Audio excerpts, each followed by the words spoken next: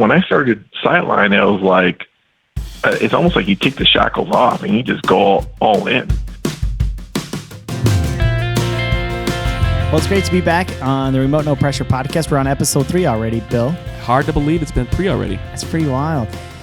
We were talking today. We got an awesome guest, another Texan, which is really cool, Mr. Edgar Diaz from Sightline Provisions, and I'm very excited to get into that interview. What do you think about some of his stuff he makes, like the bracelets and stuff? It is cool looking. The detail on the carvings, the metal carvings for the.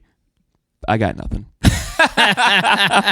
Yeah, they're pretty sweet, and he's a cool dude, and he tells his story about how he got up and started. So that's always good. We have a lot of entrepreneurs and outdoor entrepreneurs that listen to the podcast, and it's always good to hear of someone who's really made a go at it and been very successful. You can learn a lot from somebody who's been successful, especially if you want to do that yourself. It's a smart move to seek out advice from others like that. Yeah, and he was awesome, and we talk a lot about his company, how he got started, his art, and it's hard to make a living as an artist. It is, so if you could find a niche like that, that's pretty sweet. So it's steelhead season here in Michigan. So are you going to get out anytime soon, Bill? I hope to. Yeah. Yeah, just gotta wait for it to warm up. No.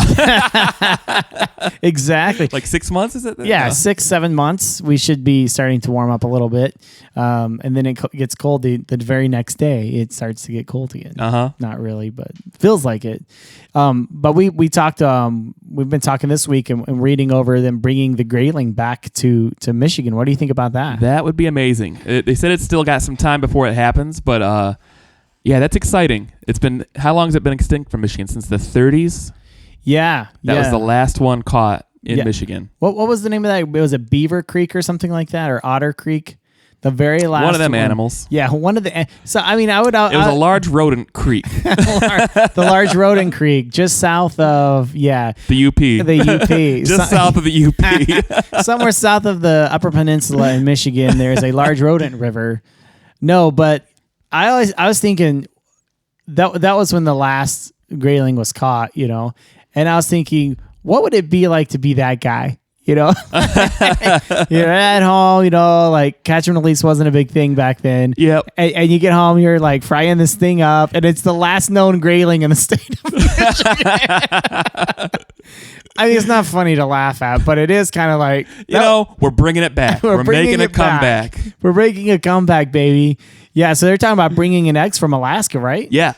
Bringing eggs back from Alaska, and by 2023, they said 2023, they're going to start trying to place these in strategic rivers. I just remember the Boardman and the Jordan, correct? Yeah. The Boardman and the Jordan, I think, is where they're starting out. And the reason why they're gone is because of logging and bad practices. And bad practices. Well, it's funny because there was an exhibit for for Great Lakes and things like that at the downtown museum in Grand Rapids. And I took my boys there, and they had a sturgeon exhibit. Oh, that's awesome. And they had like these little baby sturgeons in there in an aquarium. My boys got to see them and reading through the history of like what happened to the sturgeon, why are they endangered? And it was actually back when they first came here to settle this Grand Rapids, West Michigan area, the Grand River, right where Ann Street comes out there, all these huge sturgeon would come there to mate. Well, they were very high oil content in a sturgeon.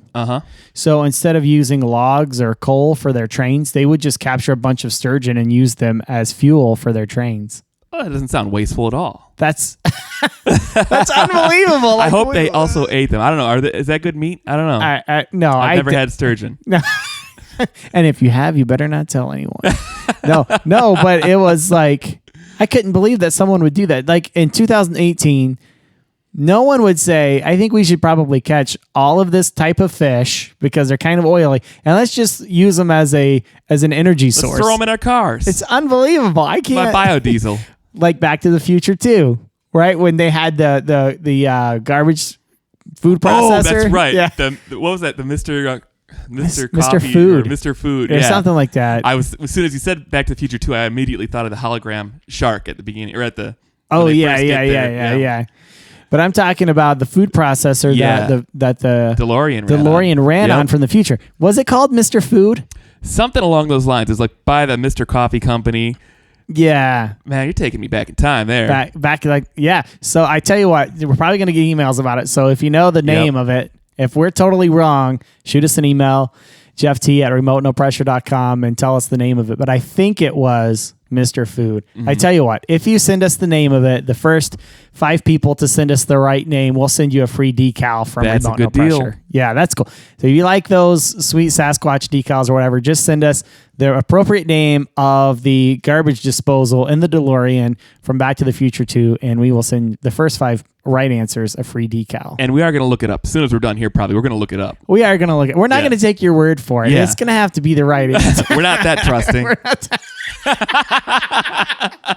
Oh man. Well, anyways, it's very excited to be here again, always, and I can't believe. And by the way, Bill, I just wanted to say thank you for all your hard work.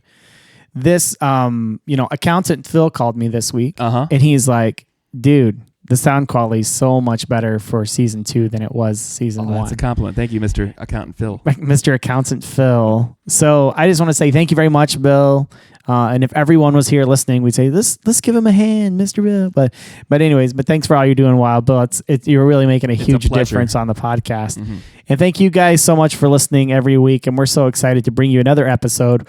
Welcome to the podcast. Let's light the fire.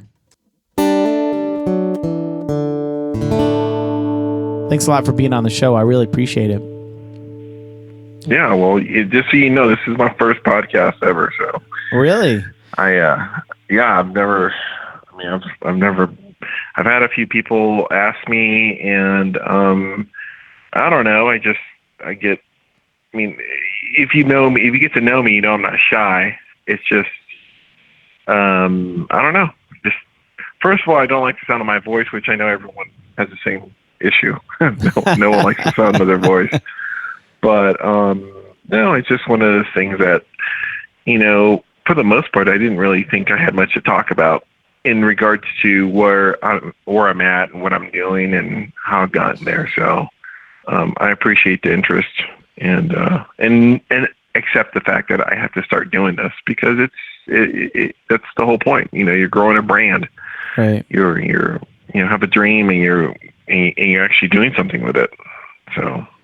Yeah, that's exactly right. You have a dream. I have a dream, with the podcast. When I launched this, it was me behind a little card table, in a piece of crap old Macintosh computer that would make random noises in the middle of interviews. And, but it's like, I'm running down a dream, baby, so that's just how it goes, man. And so I appreciate you. And just to let you know, I solicit a lot of people say, hey, do you know anyone who should be on the podcast? And I'm not exaggerating. Edgar, when I say your name came up at least 3 times from 3 different people. Oh, that's cool. Yeah. So I'm like, I've got to get this guy on the horn, and so I'm so glad that you agreed to do it. Now, you're from LA, right? Outside of LA? Well, I grew up in Southern California. So I grew up in Norwalk, which is LA County, and Whittier, California, and then ended up going to school in Orange County at Chapman University. So pretty much Southern California. I was born, I grew up, went to college, and met my wife, all within about a 30-mile radius. They're in Southern California. But we moved here to Austin, Texas in 2004. And at the time, we had bought our home in 1997 or 98. And we bought right before that big old surge happened with prices. And so we decided when we realized that, they're selling these houses for triple what we paid for, we decided to just get out of there and, take our money and run. And that's how we landed in Austin by chance, just because we almost were just trying to figure out where we should move to. We had 2 young children and young family. And we thought, well, we've heard Austin is pretty cool. And then we saw the housing prices, and we thought, well, we can buy our house and, live pretty well for the next couple of years. And So yeah, so I'm originally from Southern California, live in Austin, Texas, been here for 14 years and feel more Texan than Californian. There's a lot of Californians that have moved to Austin over the last 20 years. And, it seems like, with the it's an epidemic. Yeah, it's crazy. It's crazy, and I think it's the real estate. Are you a Dodgers fan by chance? I grew up as a Dodgers fan, but I live closer to Anaheim. So the Angels were my team growing up, but I mean, I love both teams, love baseball, and I would, sit in front of the TV with the scrambled signal. You can hear the Dodger game, and you would get like the Dodger whites that they'd be wearing their home uniforms, and they would be so cool. And then every once in a while, you'd get that one little perfect screenshot, and you're like, "Whoa! I got to see them in their home uniforms." Because that was a pretty big deal. But it was pretty cool growing up being a baseball fan. Yeah, I bet. This year, obviously, the Dodgers, unfortunately, lost World Series. But I'm an Astros fan. I grew up in Houston, so I was really hoping. I was hoping the Astros and the Dodgers would duke it out again this year. But unfortunately, I think the Red Sox are the best team in Major League Baseball, obviously. But yeah, something has happened in the past year and a half where I went from being a big sports guy, football, basketball, and I'm still partial to basketball and baseball and the postseason, that I would just be like watching every game every night. And I'm telling you, just in the way that Sightline Provisions has grown, it's taken kind of the front and center. It's taken all of my time in a good way, and also the lifestyle component. I fly fish any minute. If I got 20 minutes, I'll fly fish. I'm gonna, moving to Texas, it was like your eyes just get big and go, wow, there's so much water here. Wow. There could be a little retention pond and there'll be a 5-pound bass in there, and there's something in there, and it's almost that curiosity. So, in the past year and a half, I've kind of not been so great at watching sports because I've just been so focused on Sightline and just this addiction that's been fly fishing that's been here for. I love to fish, period. I've always been since I was a kid, but fly fishing I've been doing that for about 13 years now, and then a lot in the past 3 years since I started Sightline, because I had access to cool gear and cool people and so it's been pretty fun. Yeah, you have some cool gear, obviously, but you also have some great things with Sightline and all that's going on with that. How did you get? Before we get to Sightline, how did you end up getting into fly fishing? How did that happen? Well, my first attempt at fly fishing was when I was probably about 9 years old.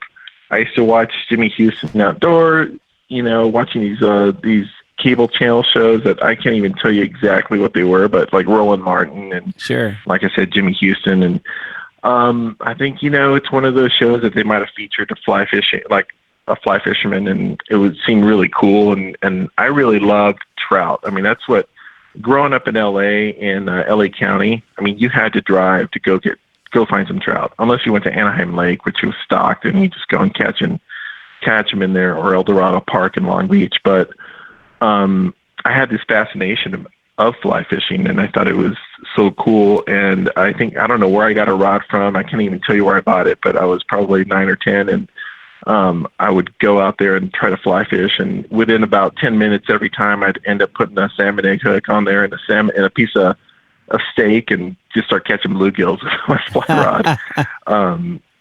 Just because it's desperation. I had no one telling me what to do. I had no idea what I was doing.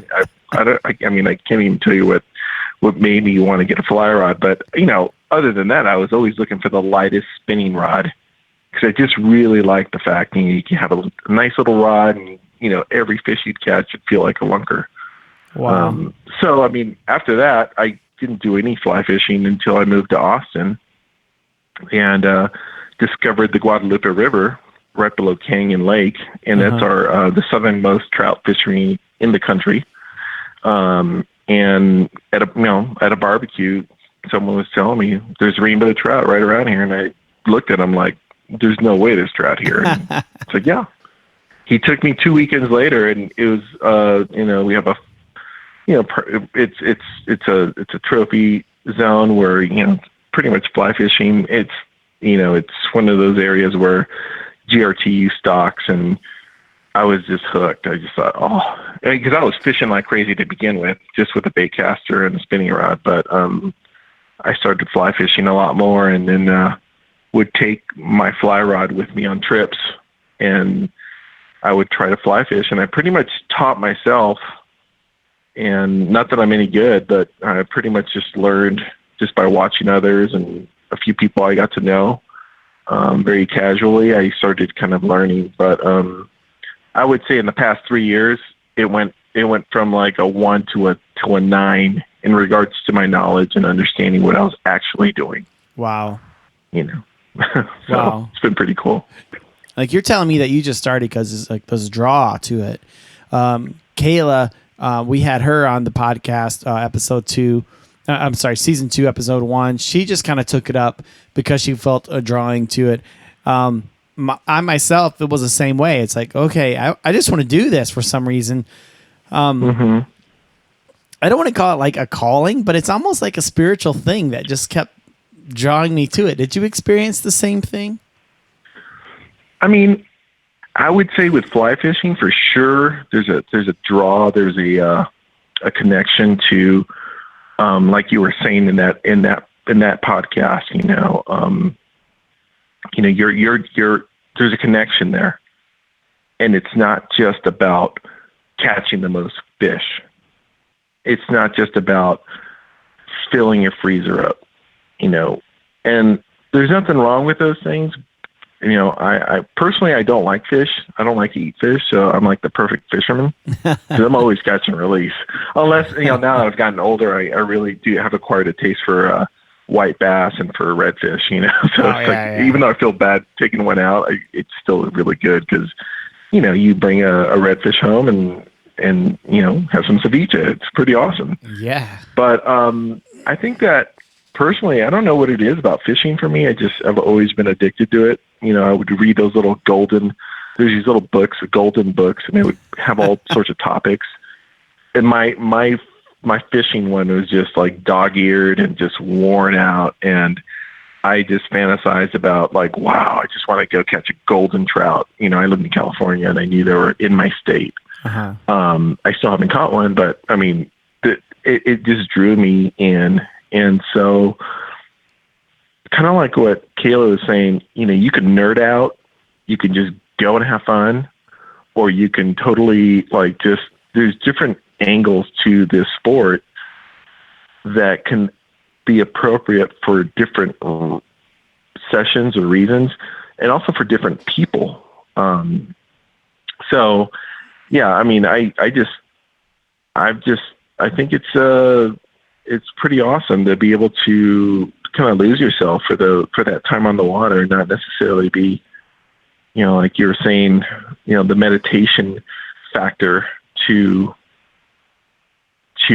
going out there and finding some water and seeing if there's something in there and just really enjoying the process. And then when you hook up, that's like, I don't know, it's like a bonus. It's awesome. Right.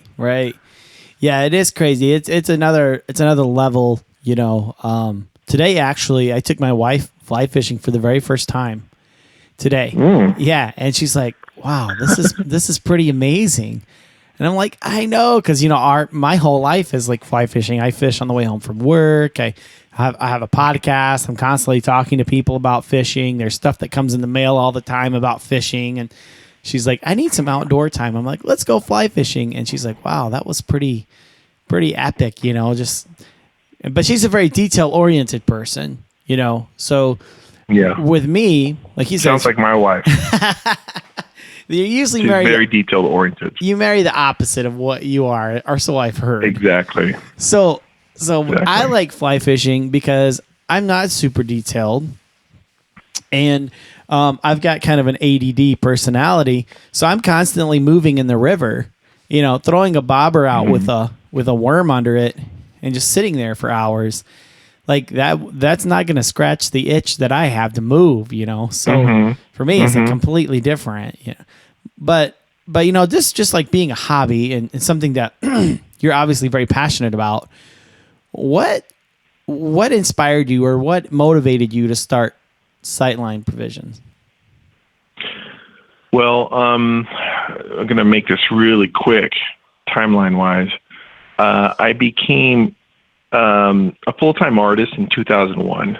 So I was making low-relief paper sculpture, low-relief aluminum, recycled aluminum sculpture, and I just found out about this talent in my last semester at school in college. I got my degree in sociology, and so when I became a full-time artist, I kind of had to start figuring out I had to make money, obviously, and that took me down the pathway of outdoor art festivals.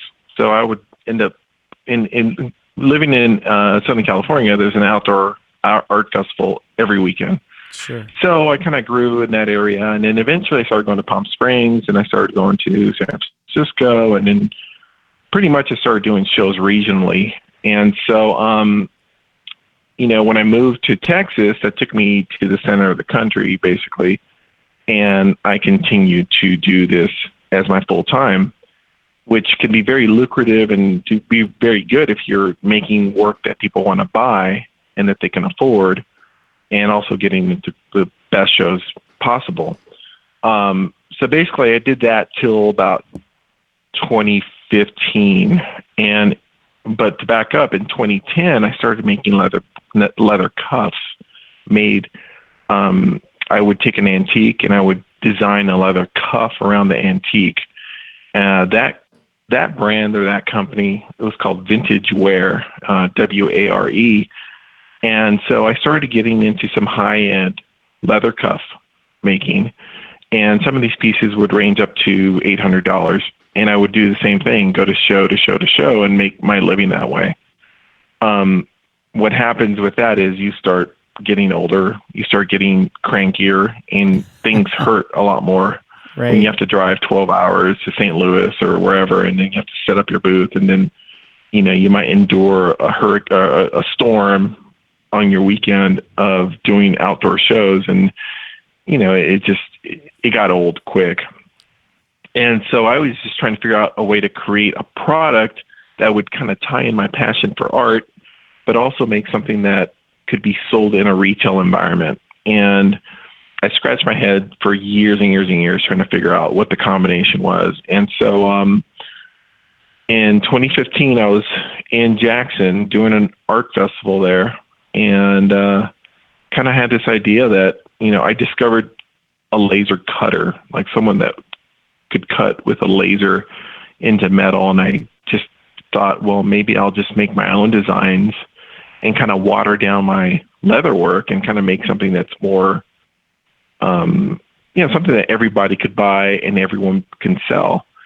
And so I kind of came up with this idea to start making, I did a trout, I did an elk, I did a bear and a moose. And so Sightline Provisions was created and is an outdoor brand. I've just found a home in the fly fishing world, kind of by default, because I love to fly fish. So imagine coming up with an idea that you think, okay, I think I can talk to some fly shops about this. And then by chance, and I'm not going to name too many names, but I had a big retailer walk into my booth as an artist for vintage wear. And that person basically, I don't know, I found out who they were, and it was just by chance that I had just been speaking about them, or someone had told me about them the night before at dinner, because I had told that person about the idea that I had, and they said, well, you should talk to this company because they do stuff for, they like to host artists to do like trunk shows in their stores and blah, blah, blah. And so anyways, a person related that was affiliated with that company came into my booth the next morning. and totally blew me away because I had no idea that. I mean, that was just weird, in my opinion. So anyways, I told that person about my idea, and they gave me their card and said, when they're ready, when I was ready, give them a call. Wow. And so that basically was like, okay, something's going on here. This is really weird that, that these circumstances are presenting themselves to me. So that got me motivated. I created my first collection of sightline provisions, which is 6 pieces. And I photographed them and I sent them to that person, and that person set up an appointment with their buyer. And my wife and I drove up to that place and met with them. And that store decided that they were interested, but they wanted to do a test run, and it would have to be Father's Day season, basically. And this was in September or in August, so that's a long time in my world. Yeah. And I just said, well, all right, well, I'm not interested in that because that's way too much time. So I'm going to create my own network, and I'm going to call the fly shops that I know that I had just been on this Western tour. And that's how Sightline Provisions started. I just started calling fly shops that I knew and telling them about at the time I called them cuffs, but no one really wants to hear about cuffs in the fly fishing world. It just seems too intimidating. So I started calling them bracelets, and I started getting more interest. Wow. And I just started sending my images to everybody. And, my first account was completely by random. Well, I was leaving the meeting that I just had with this big store, and my wife and I had to fly out of St. Louis. And I was so distraught from this meeting that I thought, I'm just going to start calling people from the van as we're driving to the airport. And I found this shop, and I told my wife, hey, there's this little shop next to the airport. Let's go there. In St. Louis there? And she's in St. Louis. And she said, well, I mean, you're just going to barge in and meet with them? And I'm like, no, I'm going to call them. So I called them, and I kind of like talked my way into just talking to the front, the kid working the front desk or whatever. And I just want you to see what I'm doing. And then you tell me where, just give me your opinion. And I walked into the store. Of course, my wife is kind of like mortified that I just kind of bullied my way into this meeting with this kid. I show him my wares, and he tells me, hold on 1 second. And I was like, all right. And this older gentleman comes out of the back, and he looks at the bracelets, and he's like, these are really good. And I said, oh, thanks. I appreciate it. And he's like, man, what's your quantity? What are you looking to, how many are you looking to sell, or what's your deal? And I said, well, I just started, as of about, 8 hours ago, meeting with someone, but, I'm ready to make them. And he's like, all right, I'll take 144 units. Holy and cow. I'm just like, what's a unit? what do you mean? He's like, we'll take 144 pieces. I'm like, okay. My wife's just like, she's just looking at me like, I can't believe you pulled this off. And that's amazing. Yeah, that store. Now they're not. They currently still have inventory. They're not a super active dealer, but Feathercraft out of St. Louis.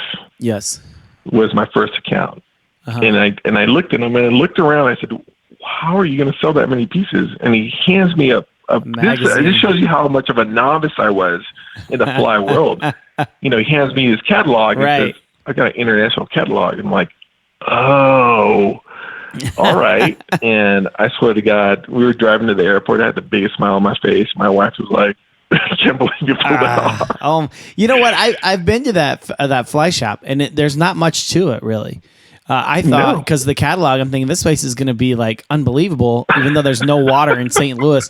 So I go in there and I'm like, what the heck is this place? It's like, but yeah, that's amazing. Yeah. So they sold it out of their catalog for a while, huh? Yeah, and they sold it at the store. Because it's a not so wide store. It's very long.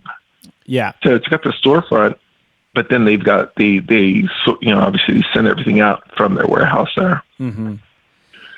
And so that was my first account, and my second account was my home shop, Sportsman's Finest here in Austin, and great team of guys there. I mean, man, those guys are like family to me. They've supported me from the beginning, and the only reason they're not the first retailer is because Ted always he really wanted to bring the product on. He just as a buyer, there's so many things going on. So Ted and Greg there were like excited for me when they found out I had landed Feathercraft. But then, from then on, I've just grown my retailership.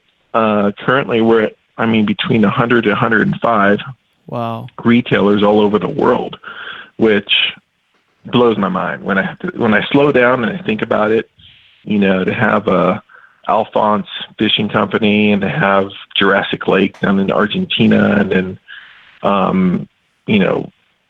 there's shops in Iceland and Germany and, all over Europe. It really does blow my mind. I'm excited, but then it's also hard work. It's a lot of work to keep those up. Yeah, you can't be sitting around watching. You can't sit around and watch Dodgers baseball. You got too much going on. No, and I used to just watch it in the background as I worked. But it's like the thing like everyone says, be careful what you wish for, and you realize it's a lot of work to manage that many stores, and do it the right way. So that's how I started Sightline. Is I wanted to create a brand that meant something to me, because when I was doing vintage wear, I was doing a lot of fashion stuff, going to fashion weeks and being part of the whole kind of that fashion genre of meeting with boutiques and all over. Nashville was a great market for me at the time, and it was cool and everything, but it wasn't me. And so when I started Sightline, I was like, it's almost like you take the shackles off and you just go all in. Right. And then, the fly market is like, I'm just excited to be having to call in all these shops. Yeah. Cause I love to fly fish. And then, that's how it started. It just, kind of backed into it in a way, but I think I've been working for this moment all my life, for this business that I created. Yeah, it doesn't happen. It takes 20 years to be an overnight success or something like that. I think I've heard that. Exactly. Dude, I that's exactly what's happened. And, thank God. What else I would be doing right now? I'd still be going around all these art festivals hoping I got in, because you have to apply to all these shows you have to apply to every year. Right. And, if you have a great show, the first thing I would think about is like, shit, I hope I get in next year, because it's going to be like $20,000 that I'm going to be missing. Wow. And that's something. Yeah, it was hard. I hope you guys are enjoying the podcast. I'm so grateful every week that you join us. I want to take a minute to talk about a company that we're working with a guy by the name of Paul Puckett, who was actually on our podcast last season. Just an awesome guest. And they have a company called Flood Tide, and their stuff is amazing. They've got hats and shirts and everything that you need.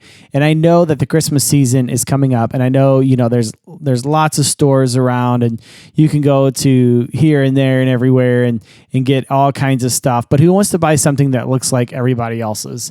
So what you need to do is go to floodtideco.com, pick what you like, enter in the coupon code remote no pressure at checkout, and they're graciously giving our listeners 25% off your total order. Again, go to floodtideco.com, type in remote no pressure at checkout, and receive a 25% discount at checkout. Back to the podcast. Well, I think it's a great time, and I've talked to several people, like a lot of people just hear what's on a podcast, but it's not uncommon for me to have a long conversation with someone, after the interview, and I've had some great conversations with some people that are very well known in the industry, just how excited they are to be in fly fishing, especially right there in Austin, Edgar, because it's like this crazy culture that's being birthed, and there's like this new life to fly fishing that we're seeing, and people are excited about it. You're seeing these young guys, you know, and I think a lot about like you know, your brand's coming out or that's been out, but also like some of the guys aren't just wearing tweed jackets and smoking pipes anymore. You know, they're throwing streamers. They've got tattoos. They're wearing flat billed caps. You know, I don't wear the flat billed caps or the skinny jeans, but you know, I'm a little too old. Skinny waders. You don't want to see me in those. Let me just tell you right now, Edgar. Yeah. That would scare the fish away. No, but it's so exciting to be part of it, because it's like right now I just feel like there's like this new birth. You know, it's kind of like I've compared it, and I don't know if I've compared it on the show before, but it's almost like the ski culture from the 70s that's into the 80s, that ski bum. You know, all of a sudden there's these movies out about ski bums and stuff.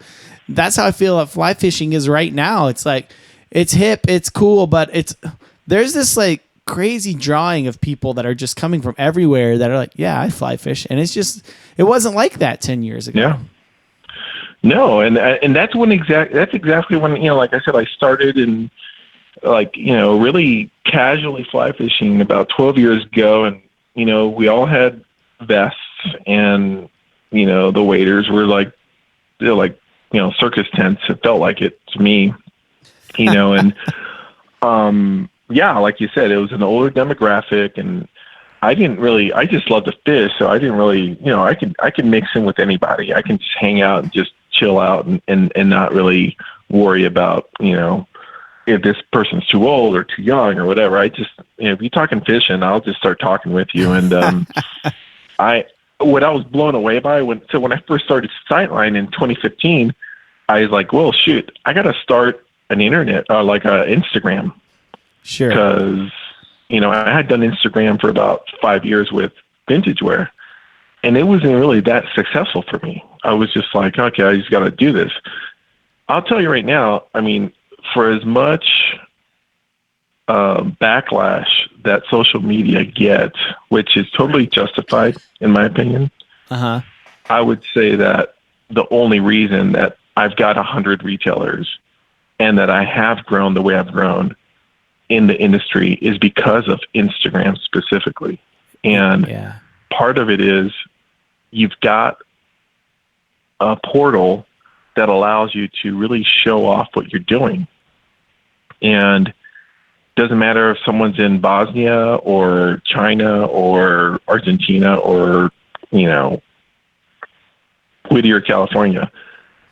They find you because of, you know, the hashtag thing and obviously being able to you know, like kind of key into things you have to do to reach that audience. But I give social media a lot of credit for getting people to be aware of my product. Now, it's on me to actually produce good product and actually be able to fulfill those sales. So it's not like the silver bullet, but it's almost like I consider Instagram as like my PR.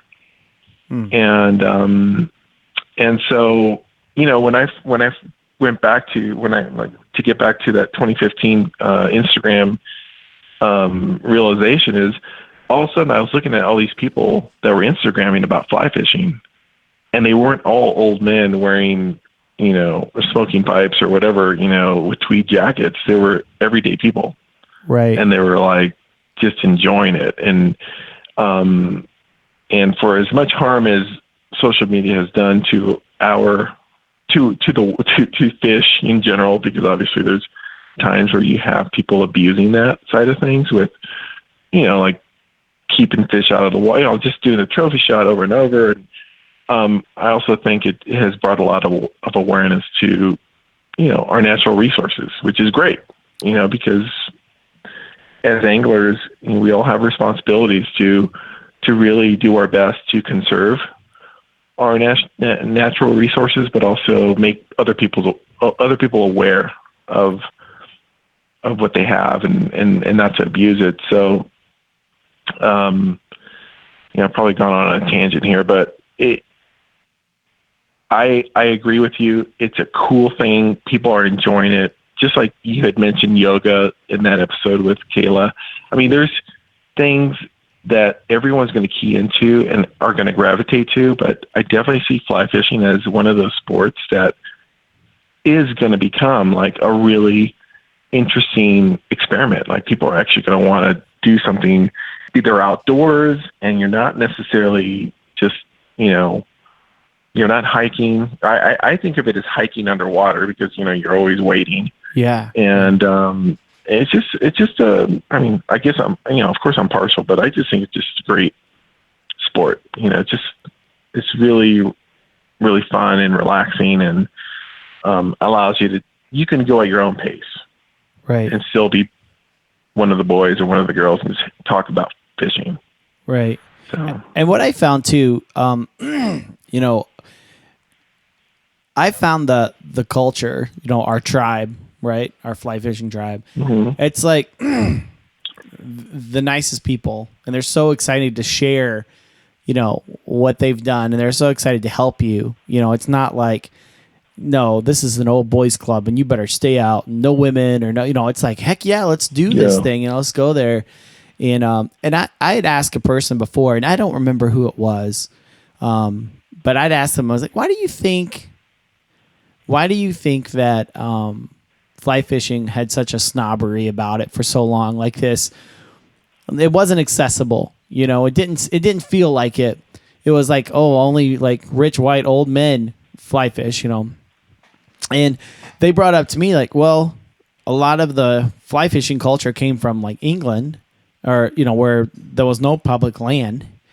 It was all like you had to have own land or have permission, so you had to be really rich to be able to fish. And then they brought that here, and I don't know if it's a theory or if that's proven out, but it seems like those walls are broken down, and the amount of public land that we have now, and it's just really cool to see that switch. Yeah, and that's where even the social media aspect. I mean, you have people discovering this through different means, through different channels. It's not just like me finding out about a river that's close to me that I can go fish for trout. I mean, you can discover that on your own through social media, the internet. There's just so many different ways to discover this, which I think is a great equalizer. And now you've got every type of rod, every type of reel, every type of budget. So there's really no excuse. Like you can go like you can go buy something on Craigslist and you can go fishing, fly fishing, and there's always someone that's going to tell you, kind of key you in on what to do and how to do it. I mean, I had an experience in 2006. I was in Phoenix doing an art show, and I discovered that there was Apache trout over in Silver Creek. I forgot the mountain range there, but I drove up to this place before my show for a day, and I ended up in the parking lot just kind of setting up my rig. I didn't know what I was doing. I just had nymphs, and I just figured I'd just try that. And it is this fly fisherman that was like obviously local and knew the water. He was kind of looking at me going, "What? If you're not from here, are you?" And I said, "No, I'm from Austin." And he looked at me and he gave me the look, the up and down look, and he just said, "All right, dude, if you're cool with it, I'm going to guide you." He guided me.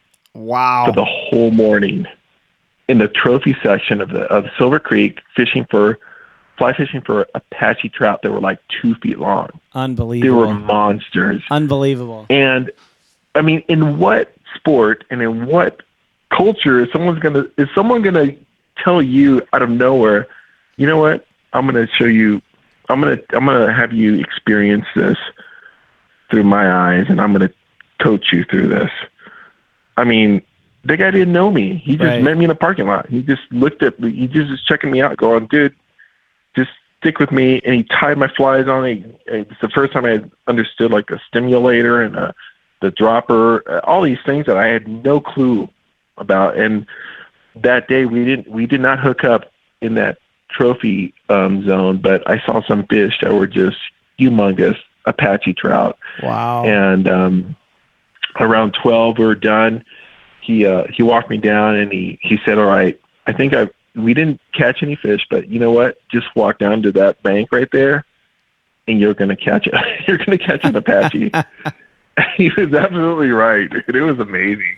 That's awesome. And, I mean, that was just, that to me just kind of lays it all out there. Like what the fly fishing culture is like, or can be, obviously there's other stories and there's other situations that occur on a daily basis, but right. I think predominantly that's the vibe.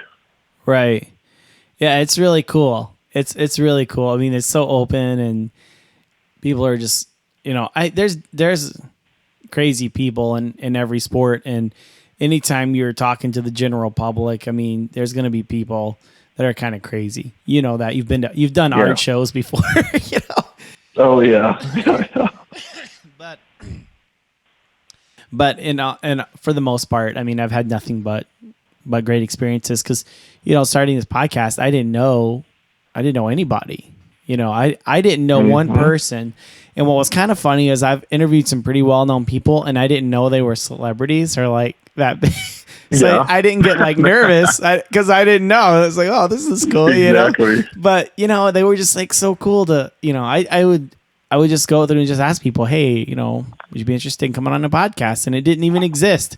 And like 1 out of 10 people would say, well, yeah, let me know, and then I'd follow up with them and then they would do it. And it's been a phenomenal journey, but everyone has been so kind and so nice. And there's so many people too, because this podcast, we don't talk a lot about the nuts and bolts, but there's been a lot of people who've emailed me. They're like, hey, I've always thought about fly fishing, but I'm just now getting into it. So thanks for the podcast. And that's always cool to hear people, getting into it because of what we're doing here. So, now if someone wanted to purchase, one of your bracelets, or cuffs, depending on your preference. Isn't that amazing though? It's bracelets. Isn't that crazy? That one word changed it.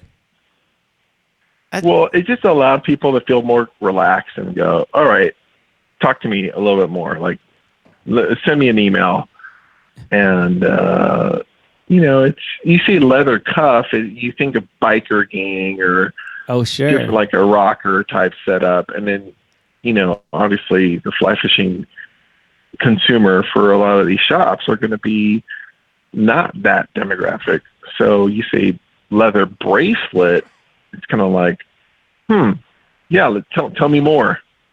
And, so it is funny how that works. Do you find that a lot on your website too? Just changing a couple words will increase orders or decrease orders, or? I don't know. The website's kind of it's a love-hate relationship. I love it because it does allow for people to buy from all over the world, which is great. But then I'm always critical about it, and it's kind of like when you're fly fishing. I mean, sometimes you're killing it. You're doing really well, and then all of a sudden you go back with the same setup, and it's like nothing's working. What the hell, Mm-hmm. So that happens sometimes with the website. It'll just spike, and I don't know what. I've had some great support from the fly fishing community. Oliver White, he was one of my first kind of like you said, like, I don't know who he is. He's got a cool story, and I met him at IFTD in 2016, and we struck up a friendship, and he liked what I was doing, and he's become one of those.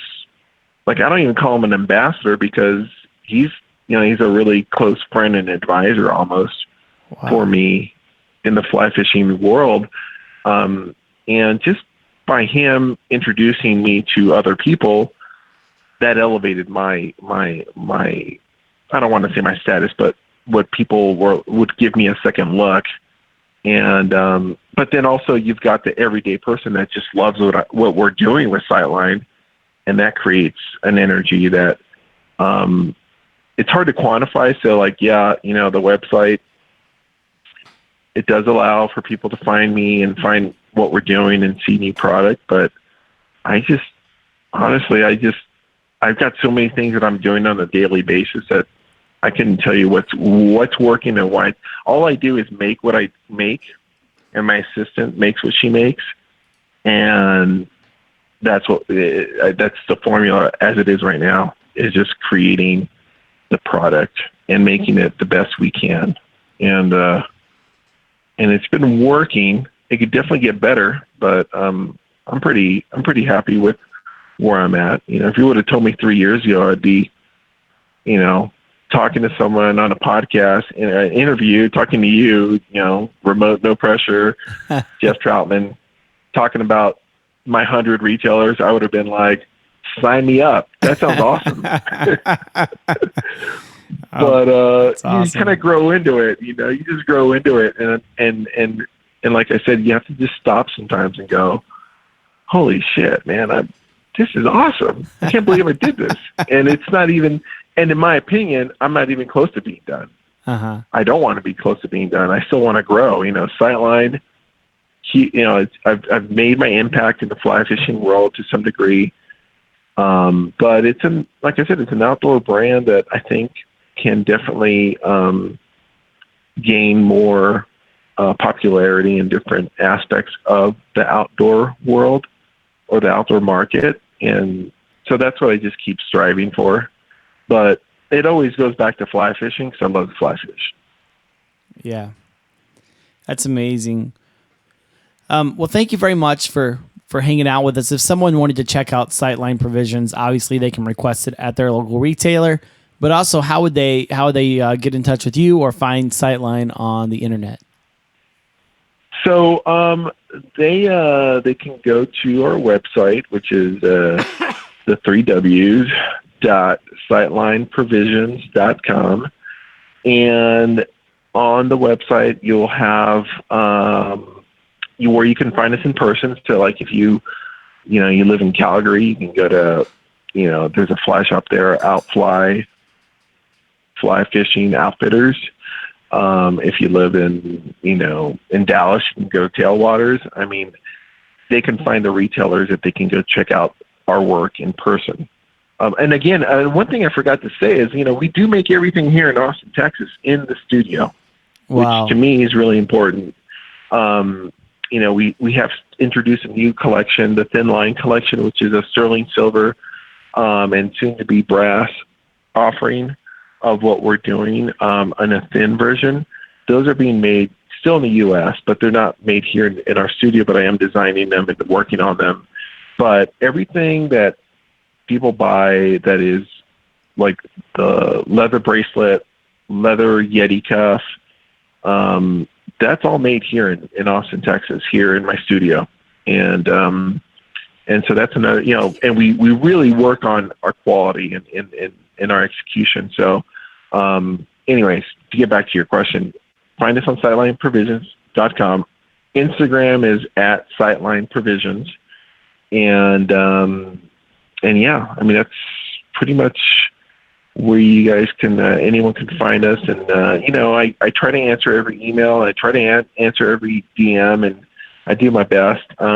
Sometimes things do get a little clustered, but I appreciate your interest in having me on and talk to you about what I do. And the only reason I'm on is because of Davin, you know, Davin Topol with Whiskey River Chronicle. He obviously mentioned me to you, and he's been a really good friend over the past year and a half. And, you know, actually might have had a glass or two of his double barrel whiskey that he did for Real Spirits. But, you know, I appreciate him sharing that with you, and for you to reach out for us to talk to me about Sightline. That's pretty awesome. So yeah, well, thank you very much. Definitely thankful. Yeah, well, we appreciate your time. Well, you have a great night, and thank you again. All right. You too. Thank you guys so much for joining us for another episode of the Remote No Pressure podcast. Be sure to check out our website at remotenopressure.com. Check out some of our cool decals. We have a sweet Bigfoot decal that seems to be pretty popular these days. Also, don't forget, go over to floodtideco.com into Remote No Pressure at checkout and receive a 25% discount at checkout. Thank you very much, Paul Puckett and Flood Tide Co. for offering our listeners that. Next week, my question to you guys, if you could control the weather, would you? Me and Bill have a little discussion on that, and we have someone from NASA, a fly angler from NASA, who's going to be on the podcast. I'm super excited about that. Thanks again, and until next time, go fishing.